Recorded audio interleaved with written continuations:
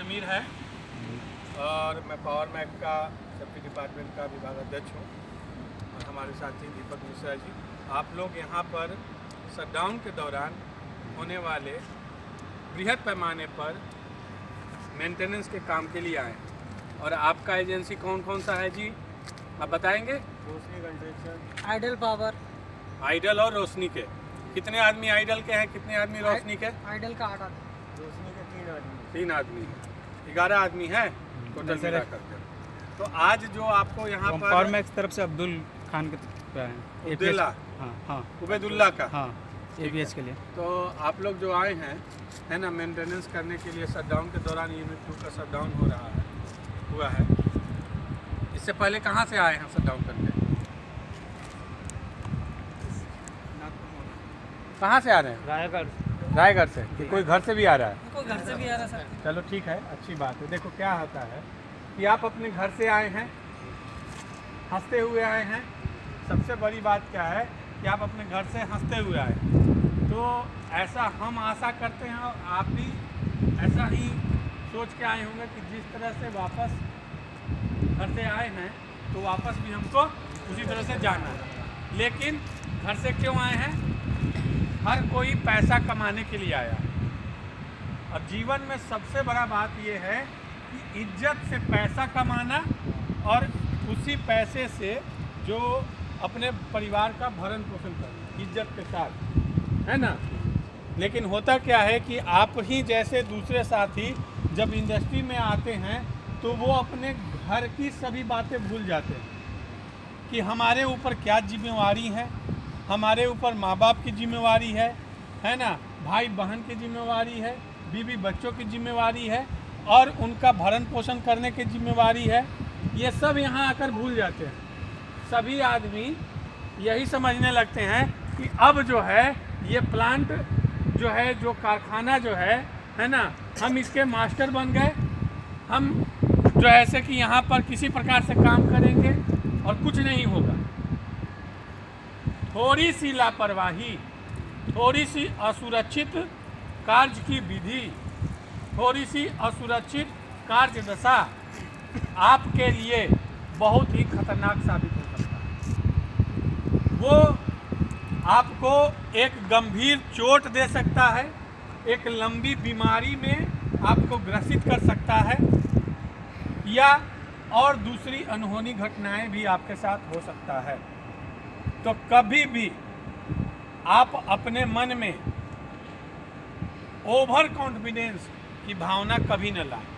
आप पद से, कार्य से जो भी काम करते हैं, कोई भी हो, बिल्डर का काम करता हो, कोई खलासी हो, कोई हेल्पर हो, कोई गैस कटर हो, कोई कुछ भी हो, वो अपने कार्य के दौरान होने वाले, है ना, असुरक्षित गतिविधियों को पूर्णतः अपने तरफ से रोकने का प्रयास करेंगे। आपके कार्य के दौरान किस प्रकार के सुरक्षा उपकरण आपको चाहिए, वो आपको बेहतर है जानकारी हम लोगों से। बात समझ रहे हैं? आपको बेहतर जानकारी हम लोगों से है ना, क्योंकि आप उस काम को सालों से करते आ रहे हैं और हर दिन के 12 घंटे 13 घंटे करेंगे। तो आपको अच्छे तरीके से मालूम है कि अगर एक गैस कटर, एक वेल्डर एप्रॉन पहन के काम नहीं करेगा तो वो जल सकता है। अगर उसके केबल सही नहीं है तो इलेक्ट्रिक शॉर्ट सर्किट के कारण आग लग सकती है और उसको करंट भी लग सकता है। एक रीगर अगर सही तरीके से जुगाड़ नहीं लगाएगा तो मटेरियल उठाते समय या ऊपर से नीचे लाते समय वो मटेरियल गिर सकता है, जिसके कारण कोई बड़ा हादसा घटित हो सकता है, जिसमें वो स्वयं या उसके दूसरे साथी भी हताहत हो सकते हैं। ये उसको पहले समझना है ना। अपने अंदर ओवर कॉन्फिडेंस की भावना कभी नहीं लानी है। होता है ना कि जो कारखाना बना है, ये कारखाना तभी फायदेमंद होता है जब इसको सुचारू रूप से चलाया जाए।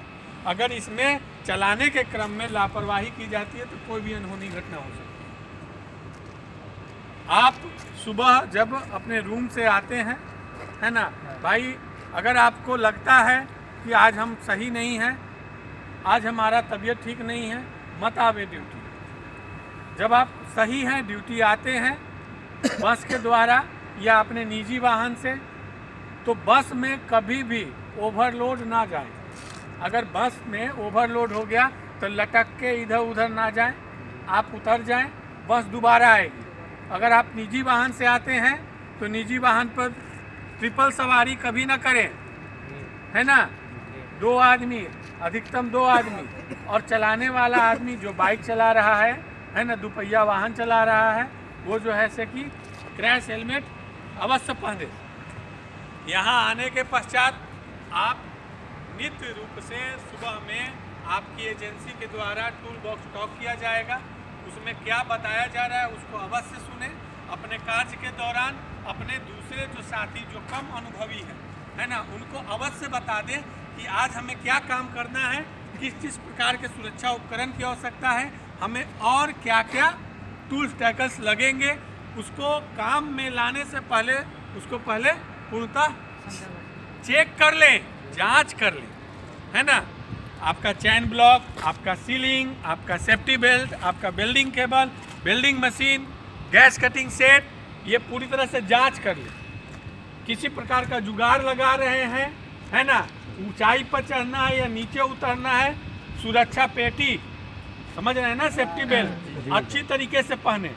कभी भी किसी भी लिफ्टिंग टूल्स, टैकल्स, इक्विपमेंट्स या दूसरे मशीनरीज का दुरुपयोग ना करें, ना ही अपने सुरक्षा यंत्रों के साथ किसी प्रकार का खिलवाड़ करें। अब कोई एक व्यक्ति आगे की ओर आएगा, कोई भी आ जाओ, आ जाओ, है ना। ये हेलमेट है जिसको बोलते हैं सेफ्टी हेलमेट। इसका दूसरा तकनीकी नाम हार्ड हैट है। हैट मतलब टोपी ही होता है ना। इसको बनाने वाली कंपनी ने इसमें एक पट्टी दिया है। होता क्या है कि अक्सर दूसरे साथी ऐसे इसको पहने, देखिए अभी इन्होंने पहना है, कितनी उंगलियों का गैप है, 1 उंगली का गैप है ना। होता क्या है ना कि दूसरे ऐसे लोग होते हैं जो इसको ऐसे पहनेंगे या इसका स्ट्रिप ऊपर की ओर लगा दिए या पीछे की ओर। ये पूर्णतः गलत है, ये पूर्णतः गलत है। आपका जो है ये हेलमेट की पट्टी पूरी तरह से 1 उंगली घूमने के इतना ही गैप होना चाहिए, इससे ज़्यादा गैप नहीं होना चाहिए। और पीछे से आप सुनिश्चित कर लें कि आपकी जो ये है, आपका ये बराबर सर में, आपके मस्तिष्क में जो स्कल, खोपड़ी कहते हैं ना, ये खोपड़ी में हेलमेट बैठ गया हो। इसके अंदर किसी प्रकार की दूसरी सामग्री ना भरे, ये पूर्णतः खाली होना चाहिए। क्योंकि मैं ये बताना चाहूँगा कि ये जो बनाने वाली कंपनी है, जिसके बीच में जो गैप बनाया है रिफिल और ये हार्ड हैट के बीच में, इसको कहते हैं शॉक एब्जॉर्बर। मतलब ये गैप अगर नहीं रहेगा, इसमें कुछ आप भर देंगे तो जब ये इसके ऊपर प्रहार होगा तो ये जल्दी टूट जाएगा, है ना। और ये आपके सर को बचा नहीं पाएगा। स्कल इसको कहते हैं, खोपड़ी इसको कहते हैं। तो ये जो रिफिल का पॉइंट है और ये खोपड़ी है, बिल्कुल चिपक जाना चाहिए। बात समझ रहे हैं? बिल्कुल टाइट आपके सर में बैठना चाहिए, है ना, ताकि ये किसी भी प्रकार से बाहर, आपके सर के बाहर ना निकले। मैं आपको एक उदाहरण बताऊं, यहीं पर एक व्यक्ति था, काम कर रहा था बेचारा, ऊपर से मशीनरीज की एक सामग्री ऑटोमेटिक खुल करके और गिरी। वो सही तरीके से हेलमेट पहना था, उसके ऊपर गिर गया। बहुत सारे लोग थे लेकिन उसके ऊपर गिरा, है ना। हेलमेट उसके सर से निकला नहीं, बहुत तीव्र गति से प्रहार करता हुआ उसका हेलमेट तोड़ दिया।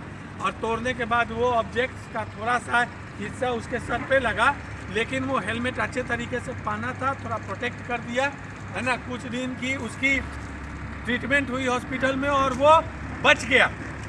एक और उदाहरण है कि ये जब ये प्रोजेक्ट चल रहा था, निर्माण का काम चल रहा था, एक ओपनिंग में एक जो ऐसे कि हेल्पर का पैर चला गया और वो 17 मीटर की ऊंचाई से नीचे गिरा, लेकिन वो भी अच्छे तरीके से हेलमेट पहना था, जिसके कारण कि वो बच गया। उसके सर में भी गंभीर चोट लगे, 1 महीना हॉस्पिटल में इलाज होने के उपरांत वो वापस आज अपने पूर्ण तरह से अपने पुराने जीवन में वो जी रहा है ना। तो कहने का मतलब ये है कि ये बनाने वाली जो कंपनी है, जो आपके लिए सुरक्षा उपकरण बनाया है उद्योग के अंदर पहनने के लिए, वो बेवकूफ़ नहीं है, तो आप बेवकूफ़ ना बने और ये ना सोचे कि आप हेलमेट नहीं पहनेंगे, बेल्ट नहीं लगाएंगे, है ना, तो भैया हम हीरो हो गए। अगर हीरो बनने का शौक़ है, स्टंट करने का आपको अगर शौक़ है, तो हम कहेंगे कि ये उद्योग छोड़ दें और जो आप तत्काल काम कर रहे हैं उस काम को छोड़ के मुंबई का टिकट लें, है ना, और बॉलीवुड इंडस्ट्री चले जाए। वहाँ पर स्टंटमैन की अति आवश्यकता है ना। अच्छी अच्छी फिल्मों में स्टंट करेंगे तो ज़्यादा पैसा मिलेगा। यहाँ तो आपको कितना वेतन मिलता है ना, 1000 में वेतन मिलेगा, वहाँ लाखों में मिलेगा। तो कभी भी आप स्टंट ना करें, है ना, सही तरीके से सुचारू रूप से काम करें, है ना, ताकि आप सुरक्षित रहें और आप सुरक्षित रहेंगे तो आपके परिवार सुरक्षित रहेंगे। देखिए, बताने के लिए हमारे पास बहुत सारी चीज़ें है ना। हम लोग इंडक्शन ट्रेनिंग में, है ना, प्रथम आगंतुक सुरक्षा परिचायक प्रशिक्षण में, है ना, बहुत सारे वीडियो दिखाते हैं, तकरीबन 2 घंटे का प्रशिक्षण करते हैं, लेकिन उतना यहाँ पर नहीं है। बेसिक्स चीज़ है कि आपको ये खुद से अनुभूति होना चाहिए कि सुरक्षा हमारी नैतिक जिम्मेवारी है। जब हम कारखाने के अंदर आ गए, और हमारी नैतिक जिम्मेवारी इसीलिए है कि हम सुरक्षित तो हमारा परिवार सुरक्षित। अगर हम लापरवाही करेंगे तो हमारा परिवार असुरक्षा में आ जाएगा, है ना। एक और चीज़ का मैं छोटा सा डेमोन्स्ट्रेशन करता चलूँ कि ये है, इसको क्या कहते हैं, सेफ्टी बेल्ट। इसको कहते हैं full body double lanyard full body safety harness. क्या बोलते हैं इसको, डबल लैनियार्ड, पीछे से दोहराइए, double lanyard full body safety harness. आपको ये जान के बहुत ही अचंभित महसूस होगा कि आपको इसको पहनने में बहुत ही तकलीफ होता है कि अरे हमको ये पहना दिए, या शर्मिंदगी महसूस होती है। बॉलीवुड के अंदर, हॉलीवुड के अंदर, है ना, फिल्म बनाते समय अच्छे हीरो, स्टंटमैन ये सेफ्टी हार्नेस पहनते हैं। आपको क्या लगता है, वो स्टंट करते हैं तब तो जो आपको दिखाई देता है ना, वो एडिटिंग किया जाता है वीडियो का, है ना। इसको पहनते हैं जब ऊंचाई से वो कूदते हैं, है ना, बिना इसको। अब इसमें भी बहुत तरीके का मॉडर्न तरीके का हार्नेस है ना। तो आप जो इंडस्ट्री में आपको बचाने के लिए ये जो हार्नेस है, इसको पहनने से आप जो ऐसे कि गुरेज करते हैं, इंडस्ट्री में इसको पहनते हैं लोग, समझ गए। तो डबल लैनियार्ड क्यों बोलते हैं, ये कितनी रस्सियाँ हैं, 2 रस्सियाँ हैं, और इन रस्सियों की लंबाई कितनी है, कोई बताएगा कितनी है, 1.8। तो ये हार्नेस कितने मीटर की ऊंचाई से पहनना जरूरी है, कौन बताएगा, हाथ पहले उठा दे, आप लोग पीछे ऐसे खड़े हो जाए अच्छे से, कौन बताएगा जी, 1.8 कोई बताया, सही बताया है। लेकिन आप उसको ऐसे मानिए कि 2 मीटर की आपकी अपनी ऊंचाई से 2 मीटर, ऐसे जगह पर आप काम कर रहे हैं जहां से आप मतलब 2 मीटर की ऊंचाई पर या 2 मीटर की गहराई पर खड़े हैं, तो आपको ये पहनना अति आवश्यक है, ठीक है ना।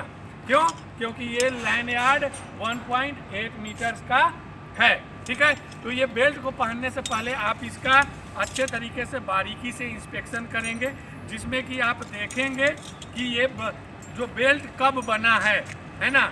अगर ये बेल्ट 5 साल पहले बना हो तो उसको कभी नहीं पहनेंगे।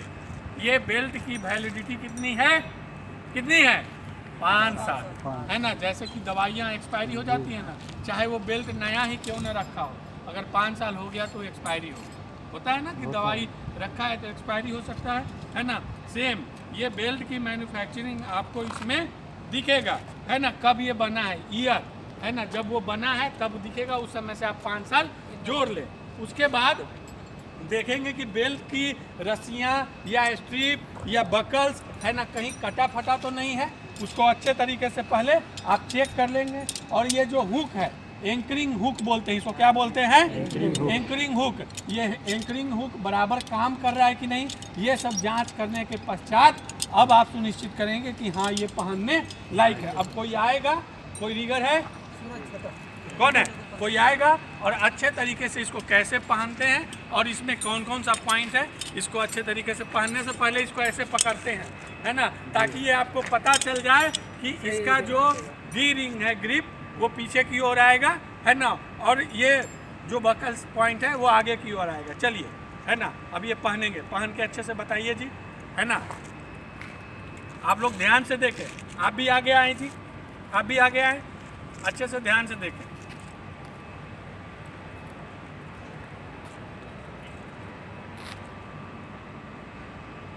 अब ये पहनने के दौरान इतना गैप होना चाहिए कि ये बेल्ट की पट्टियाँ बिल्कुल टाइट ना कर ले।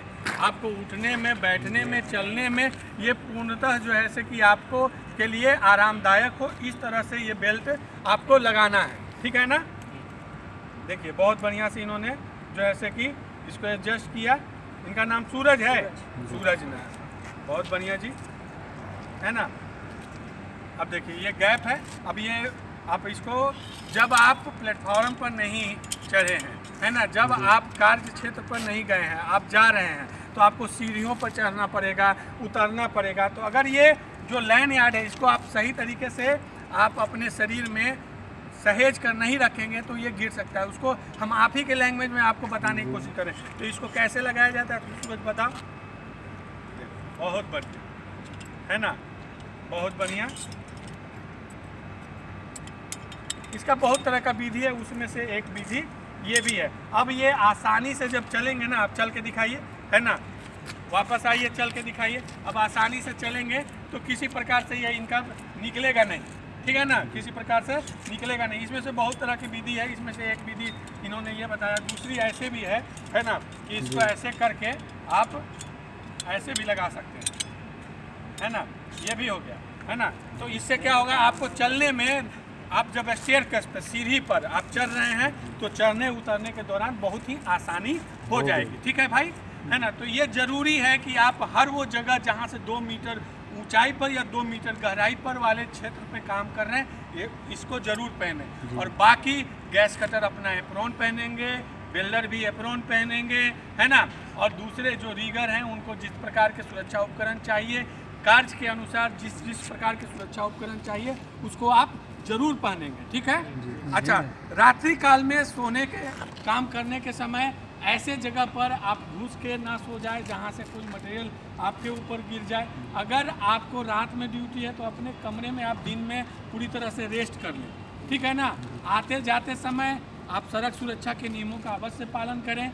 अगर आप प्लांट परिसर में आप लंच वगैरह या दूसरे चीज़ करते हैं तो खाना खाने के पश्चात जो अपशिष्ट पदार्थ बचते हैं उसको आप डस्टबिन में ही डालें, यत्र तत्र ना डाल दें, है ना।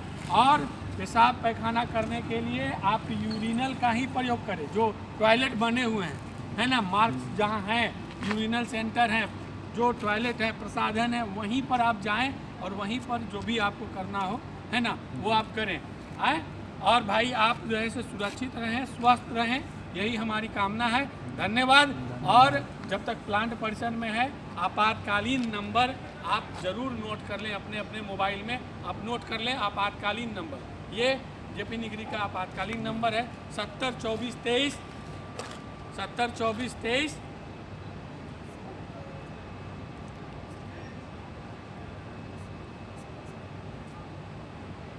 702423 83 वो नंबर दीजिए। नहीं है, कोई बात नहीं। 702423 81 30 702423 81 30 702423 ये है फायर का, ठीक है। 702423 81 31 ये है सीसीआर का। 702423 81 31 ये है सीसीआर का। और 702423 81 32 ये है हॉस्पिटल का, ठीक है ना।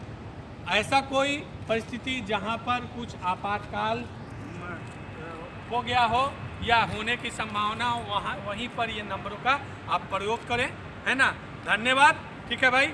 और मेरे YouTube चैनल पर आप लोग सब लोग जुड़े रहेंगे, ओके, धन्यवाद।